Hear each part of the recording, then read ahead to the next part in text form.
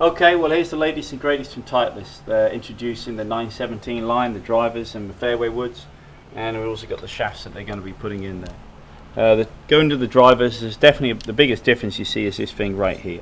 This is a weight cartridge as such, and then you can control how you curve the ball. We unscrew that. You'll have a neutral one, a draw or a fade bias. We'll have the weighting in one end or the other if it's draw or fade, or more across the board if it's a neutral. You've got the same stuff, the active recoil channel, which gives it more speed, less spin, and then the faces, we've still got a hot face. And the big thing with this is they think that the Titleist is claiming that their off-center hits are going to go further. So you hit out the button, probably you're going to get similar distances, maybe a hair more than before. Hit it off center, you'll definitely get some more distance. So that's what it is. Titleist is very proud of their product, and we're going to give it a whirl in a second. Regards to shafts, we've still got the Diamana family. You've got the red, white and blue. This is the white blue here, which is a stiffer tip. They've added the speeder to their Fujikura speeder here to their range, and you've still got the returning of the Rogue shaft, the Max 65 this time. So let's screw them in and go and have a look and see what happens to the different heads. So the first one up is the D2. It's 460 cc's, more of a pear shape, wider or further deeper and longer club face, designed to hit the ball a little bit higher and have a hair more spin. So let's hit this one. Let's go look at some numbers on the TrackMan and see what it says. So I was pleased with that hit, and hopefully we can have a look and see where it stacks up. So it says it was pretty good.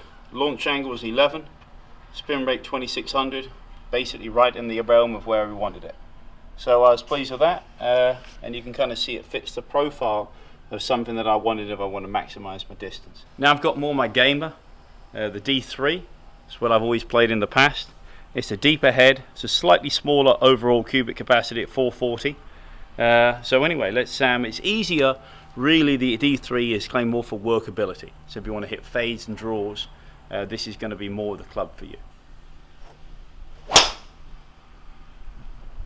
This is of course only theory, but on Iron Byron, which is probably the closest thing to that, would be the it should a little bit lower launch. So the last one was launching around 11 for me.